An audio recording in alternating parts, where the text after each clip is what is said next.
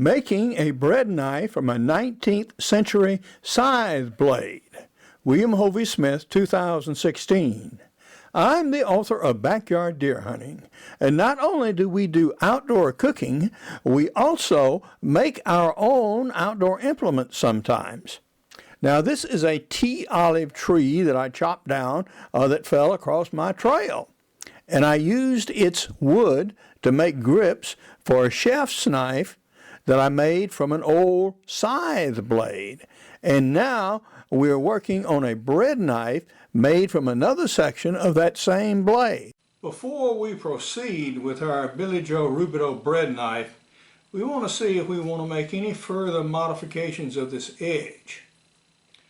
Now, bread knives very often have edges that are scalloped, like this one. This is an old knife made sometimes, probably about the 1940s, maybe even the 1920s, I don't know. But it shows a typical scalloped fashion. This is a modern bread knife, and you see this blade is also scalloped, although the scallops are not as deep. This is a knife by Spyderco. You see its blade is scalloped too, and it is also serrated. So it gets cutting action from both ways. Then we have the so-called TV knife here, which is something of a bread knife in use. It can be used for other things, but it is both scalloped and serrated, but the depth of the scallops are even less than any of the other blades. All right, how do they compare when you actually use them? We take our old traditional blade and we cut this piece of bread here. It sort of saws through, tears a little bit. Okay. We take this one. Now remember, this blade is sharp, but it's not been hardened. It actually has a sharper edge, even though it's not been tempered, and it cuts cleaner. Not bad, actually. Now we have our TV blade here. You can definitely feel the sawing action here. Easiest to cut. And this one,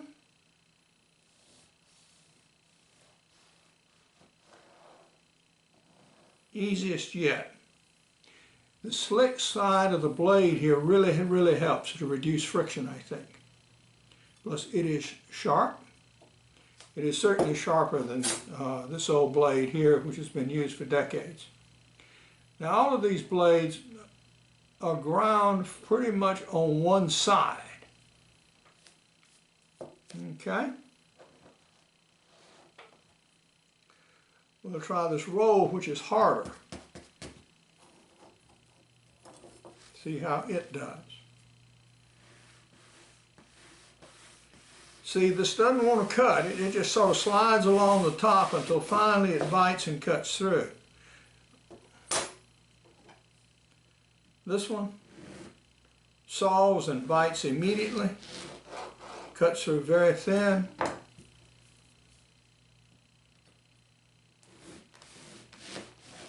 Same.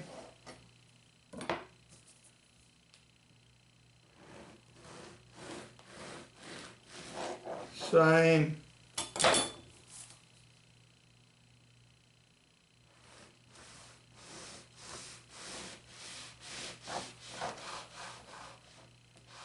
Same. Although a little duller, a little more force involved.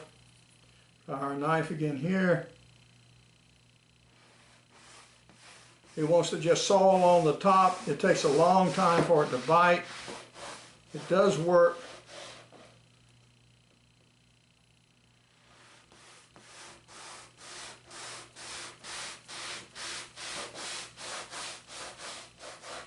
but requires more force. So obviously what we're going to need to do is put some additional sharp roughenings on the edge of this blade. And I think the most effective way to do that is actually very careful work with the Dremel tool. Now what I need a grip for is my Billy Joe Rubidoux bread knife here that I'm making. And here the length is about right, but obviously I need to reduce the thinness. Now this is what I tried to do freehanding, and you can see I was almost okay here, but you can see the dips here. And so these scales turned out to be actually too thin for the bulk of the grip that I want to put on a knife this size. So we're going to cut some larger scales from this already split limb.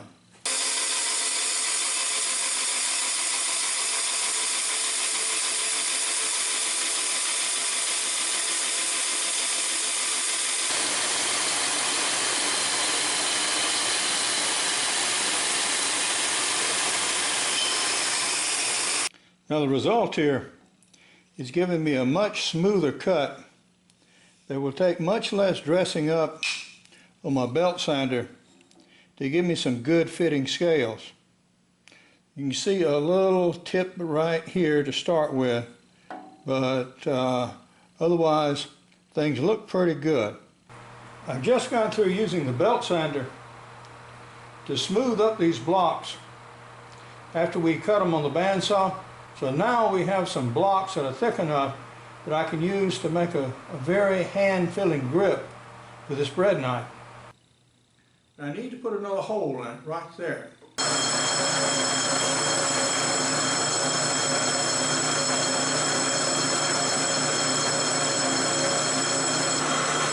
Well, in due time, there we have it. One hole! We're going to temper our bread knife today, and we've got the forge going, good bed of coals, and this is going to be quite a task, because what is required is that this edge here be hardened and the entire knife tempered, but not to the point of extreme brittleness. And so that's going to require that the heat slowly reach this edge. So this is going to go away from the hottest part of the flame in the forge, while this receives more heat through here. So I'll get it started here. Get covered up good.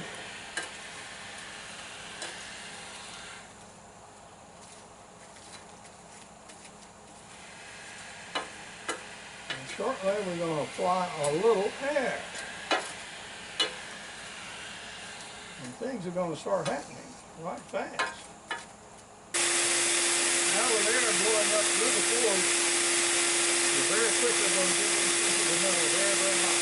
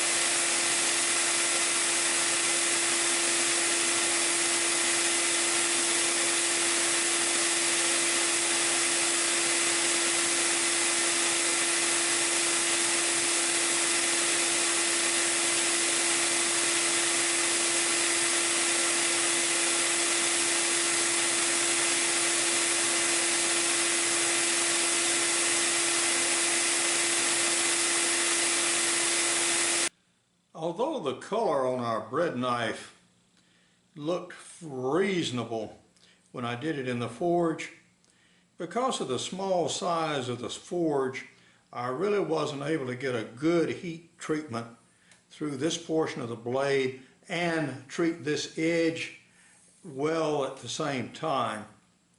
So we now have a new furnace in the house, this Set Pro Kill. So we're going to use it for the first time. I have fired it up and just preheated it a little bit to 1,000 degrees. And we're going to bring it up to about 1,800 degrees and actually heat treat this blade. So it's already hot. And we're going to suspend the blades with brick.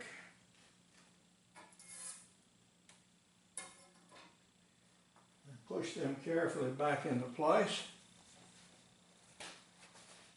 The oven, by the way, is turned off, although there's plenty of heat coming from it right now. We'll just ease this right back there, about there, ought to be good.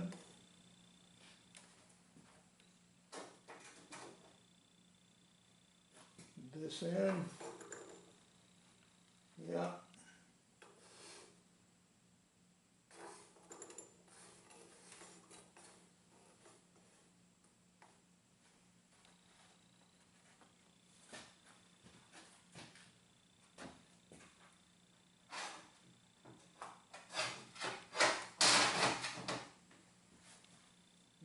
Tongs here.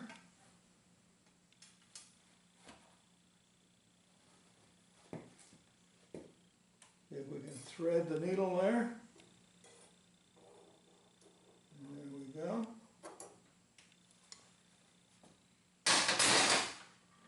Close it up.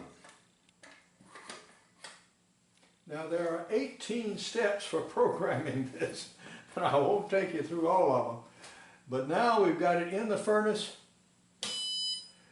We've got the furnace turned on at 625 degrees, and we're going to start doing some work with this thing in a little bit. Well, we have programmed it now so it will heat at 1880 degrees. So we enter that good information.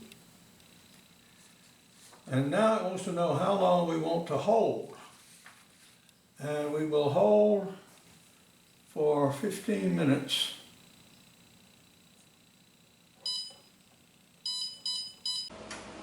Our oven is now up to temperature, 1880 degrees Fahrenheit, and it's telling me that it is 12 minutes to go before my knife is ready to remove. Our time is getting ready. It said it is complete. So,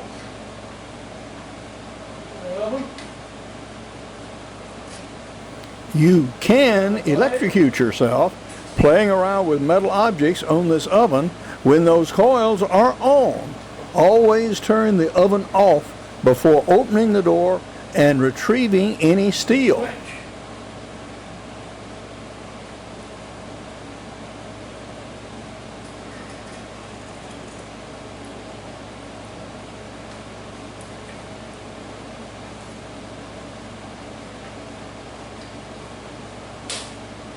I'm now gluing the knife to the first scale. After that glue sets, it's drilled, and then that used as pilot holes to drill the other half of the scales, and finally set pins and glue those in. We now have our knife handle ready to grind. So what we're going to do first is do some rough reduction with this 8-inch grinder here. Take off the ends of these pins, then put it on the bandsaw and cut this much off, which is just excess wood, and start the rough shaping.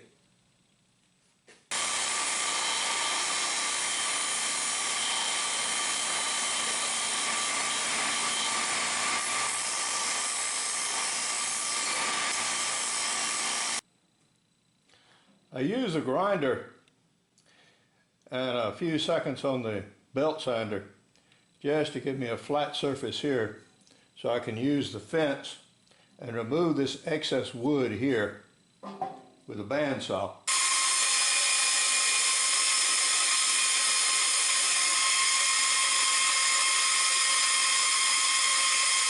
That is this much less wood I have to grind away. We're now getting down where you can see something of the beauty of the wood and why I chose it. We're just about to pick up some steel here on the bottom. You can see the glue bond here showing up now and here on top. So I'm going to put this on the flatbed sander now so I can get a straight line across this grind. We've now formed the basic grip shape here from the bench grinder, and we're going to put it on the belt sander now. You can see we've exposed the steel here in the spine of the blade. And now we have a lot more wood to remove from these panels right here from the sides. But with this sander, we can remove it more nearly in a straight line and keep the sides of the grip smooth. You see how this moves compared to the round stone of the bench grinder.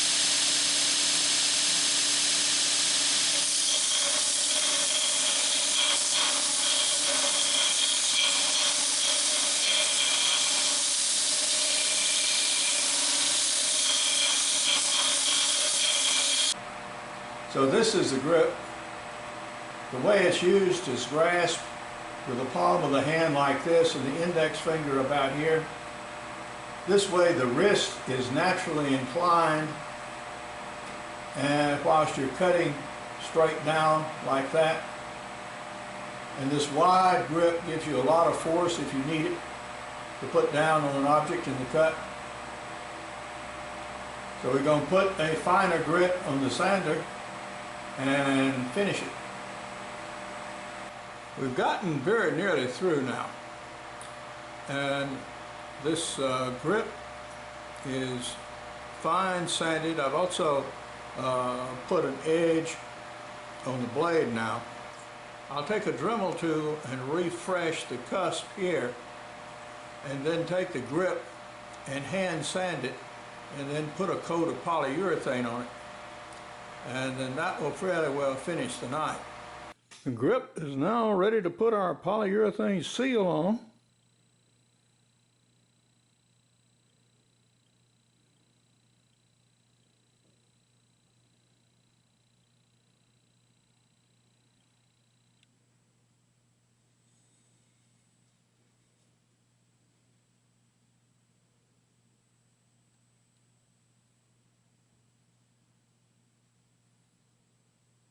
Good.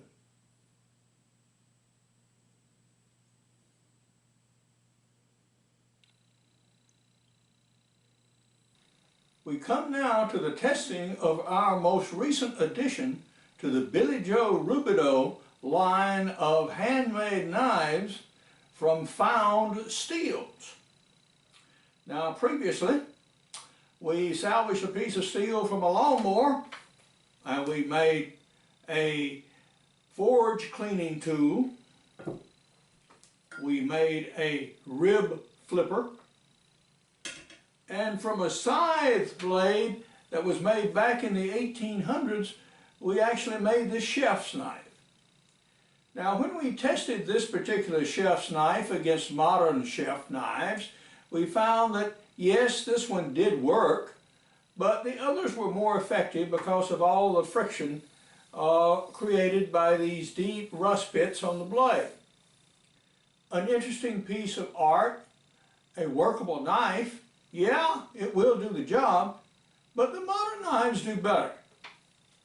Now, with the bread knife, we had a somewhat different challenge to produce a lightweight knife that would cut bread. Now, this is a harder thing than you might suspect, because even a sharp knife will often slide over the crust of bread without cutting, hence the serrations on most bread knives. Now, this is an old bread knife made back in the 40s or sometimes, And you notice its handle is tapered and narrow, and is more narrow toward the rear.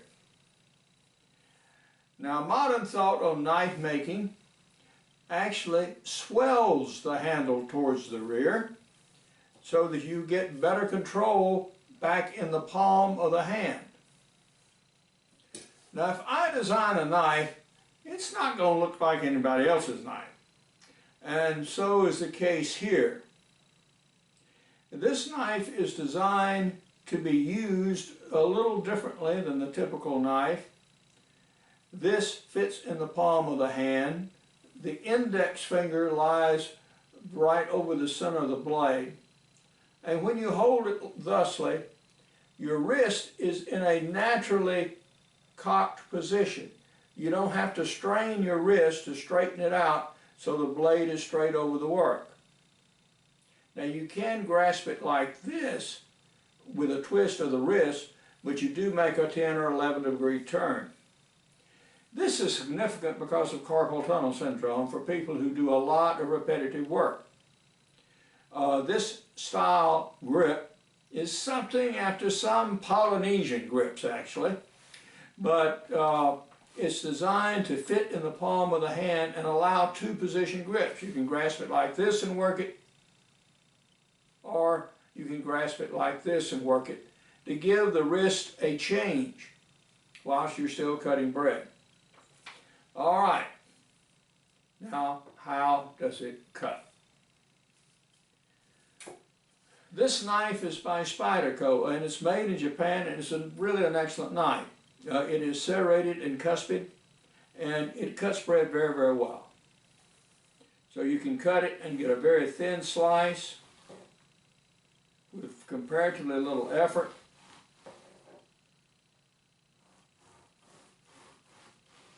So this is the standard. Now how does our Billy Joe knife do?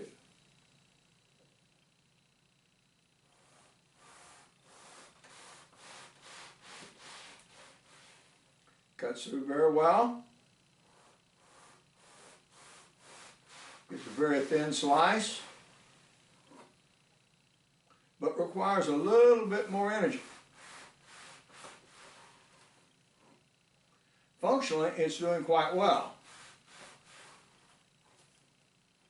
It, like the chef's knife, because of this roughness along the blade, requires a little more friction to get through the work.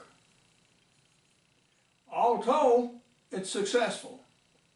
So Billy Joe, our fictional character from the Louisiana swamp, yeah, he did a good job in using materials he had in hand to make a usable bread knife. Yeah, it functions, it works. Not as good as the best of modern knives, but yes, it does work. But now, this is Hovey Smith, reminding you to hunt what you eat and eat what you hunt. Be legal, be ethical, be safe, goodbye, God bless, and see you next time.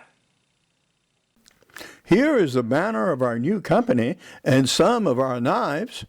And now, a closer look at some of those same knives.